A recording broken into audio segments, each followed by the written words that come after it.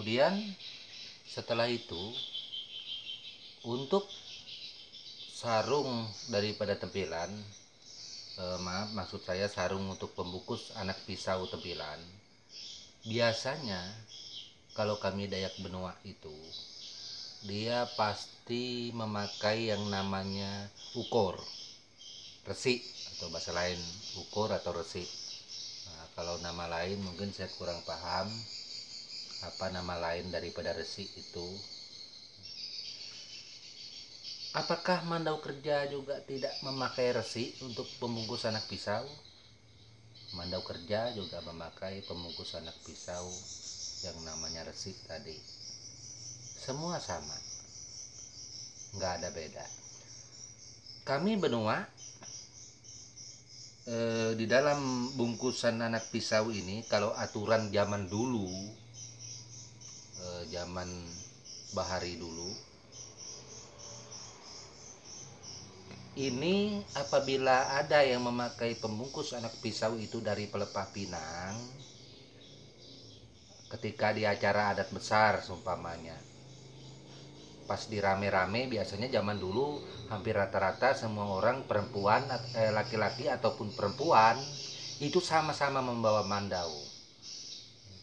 Tidak seperti sekarang ini. Kalau sekarang ini kebanyakan yang memakai mandau, terutama yang tinggal di kota, itu pasti kaum pria, wanita enggak.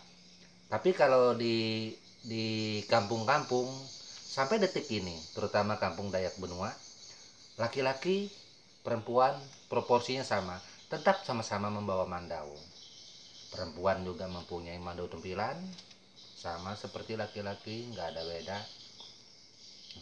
Jadi untuk pembungkus anak pisau ini, apabila di acara besar di zaman dulu dia memakai pelepah pinang, kalau dia laki-laki itu tandanya dia duda.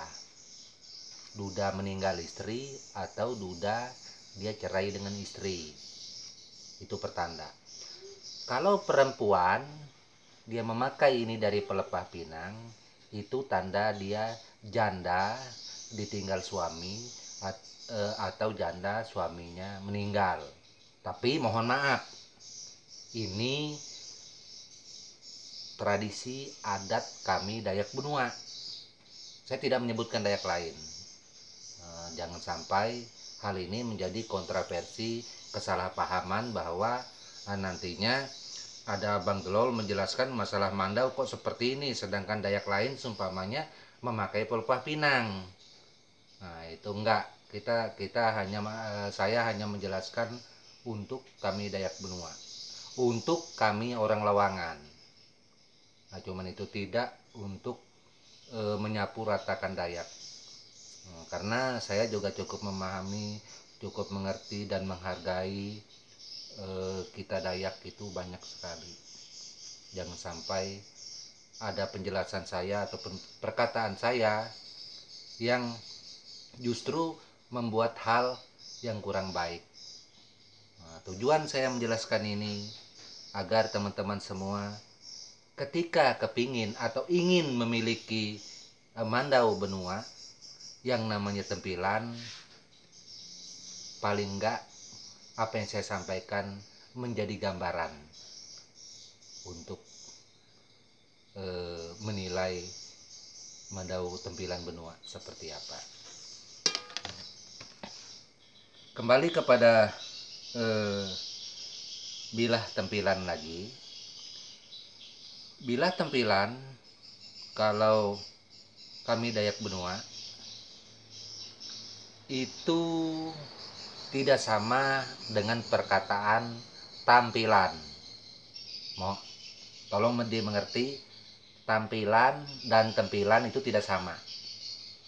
Kalau tempilan itu adalah di antara seluruh mandau yang ada, dia adalah mandau terakhir yang terbaik, tertajam, terapi, terkuat, terkokoh.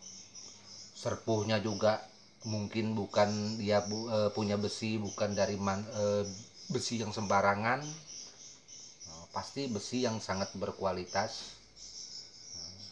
dan dia adalah menduduki Mandau puncak di antara kasta Mandau yang lain. Lalu kasta Mandau untuk mencapai tempilan ini, apakah Mandau itu harus mempunyai titik kuningan? Harus mempunyai ciri-ciri kuningan atau perak atau yang lain, atau yang ada titik emas segala macam? Enggak mesti. Enggak mesti. Walaupun dia polos, nggak ada beda, tetap tempilan.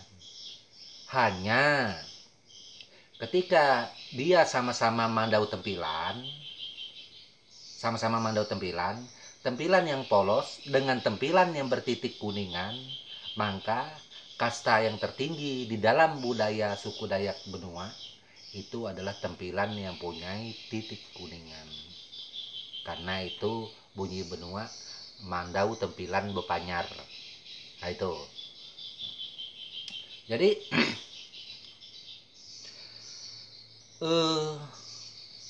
perbedaan tempilan dan tampilan tadi, kalau tampilan itu adalah mandau untuk penampilan, mandau souvenir, mandau cenderamata, mandau yang besinya apalah itu, yang penting asal diukir-ukir, sarungnya ya dari apalah. Nah, itu namanya tampilan. Kalau mandau tempilan di dalam suku kami Dayak Benua, dari sarung apa aja, sarungnya meskipun tidak dirukir, polos, tapi tetap kelihatan indah, tetap kelihatan kokoh. Dan dia bila sudah masuk bilahnya seperti ini,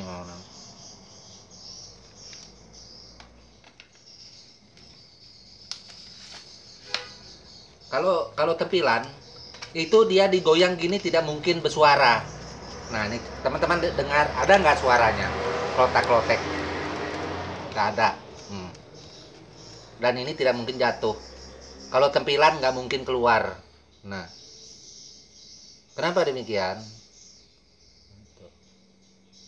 Karena tempilan itu si pembuat pasti menjaga dari segala macam kemungkinan, termasuk ketika dia pakai, dia mau berlari, dia mau meloncat, itu mandau tempilan tidak bisa tercabut sembarangan kalau tidak dicabut. Itu mungkin bisa dipahami buat teman-teman semua. Untuk bagi yang pemula yang kepingin tahu tentang mandau, terutama seperti saya jelaskan mandau benua.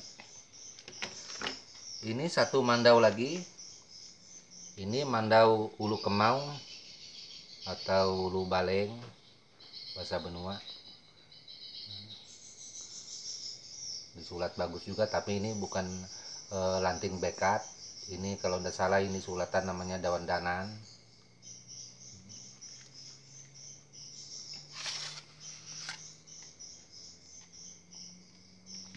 Ini teman-teman mandau tua, asli ini, asli. Tapi tua yang memang terawat dari si pemiliknya. Ini ada titik kuningan, bepanyar, ada ukiran atau ruwirang bahasa Benua, bepanyar dan ruwirang.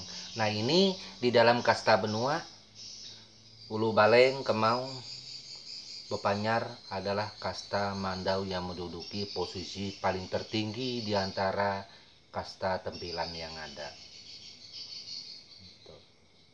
Terawat. Apakah mandau tempilan itu, apakah semua mandau tua orang Dayak Benua itu mesti ininya serapi ini juga? Mesti rapi, tidak ada yang berkarat, segala macam. Yang namanya mandau tua itu mohon maaf bermacam-macam. Ada juga yang sampai karatan nggak bisa dipakai lagi.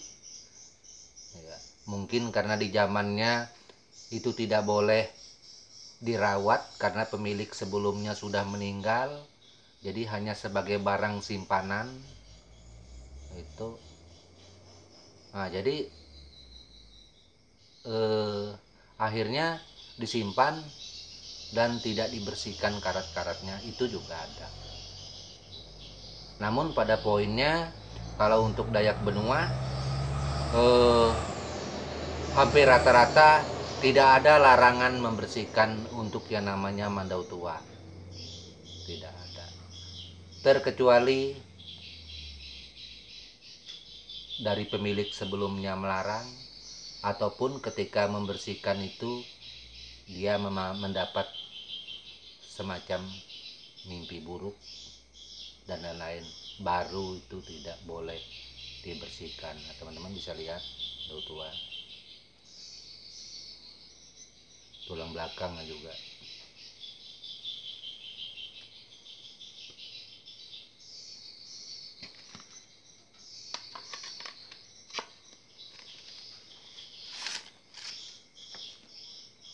Mungkin hanya itu yang dapat saya sampaikan untuk teman-teman semua, para teman-teman baru, para pengoleksi ataupun para penggemar menyimpan barang pusaka Dayak termasuk mandau, agar sekiranya apa yang saya sampaikan ini menjadi manfaat yang positif. Satu hal lagi saya lupa, bagaimanakah cara menaruh mandau yang bagus? Cara menaruh mandau yang bagus, baik itu tempilan ataupun mandau kerja, itu kalau kita Dayak itu harus menggantung di dinding. Sumpamanya kalau ada paku, ini dikaitkan di sini, begini, dikaitkan di sini, digantung seperti ini. Itu cara Dayak menaruh mandau. Cara Dayak menaruh mandau bukan seperti menaruh pedang, bukan seperti menaruh samurai Jepang, enggak. Kita Dayak tidak seperti itu. Tapi kita juga tidak melarang ketika ada teman-teman melakukan itu karena saking sayangnya dengan mandau, saya buat di kaca, saya buat di lain, itu nggak ada masalah. Saya hanya menceritakan cara orang tua dulu menaruh mandau yang benar, orang tua dulu, bukan yang sekarang. Nah, kalau kepingin mengikuti orang tua dulu, saya kepingin mengikuti orang tua dulu juga menaruh mandau seperti itu, nggak apa-apa juga. Yang membedakan mandau kerja dan mandau tempilan, biasanya mandau tempilan itu ditaruh pasti di dekat tempat tidur, tidak jauh dari tempat tidur, karena untuk menjaga-jaga keadaan keluarga di dalam tempat dia tinggal. Mandau tempilan tidak mungkin ditaruh jauh. Lalu mandau kerja ditaruh di mana? Mandau kerja biasanya jarang sekali ditaruh di dalam kamar. Biasanya kebanyakan di tempat lain, di dapur. Nah, itu yang pastinya tidak mungkin di ruang tamu karena sangat berbahaya. Nah, mungkin hanya itu yang dapat saya sampaikan, lebih kurang saya mohon maaf kepada teman-teman semua mengenai penjelasan saya ini. Saya hanya menjelaskan masalah tentang mandau Dayak Benua dan tidak menyangkut Dayak lain. Kami orang Benua Lewangan, terutama saya yang pembuat mandau, tetap menjaga tradisi kami yang ada, dan saya juga seperti saya katakan tadi tidak pernah merubahnya. Salam semuanya, tapi semoga kita sehat selalu dan sejahtera.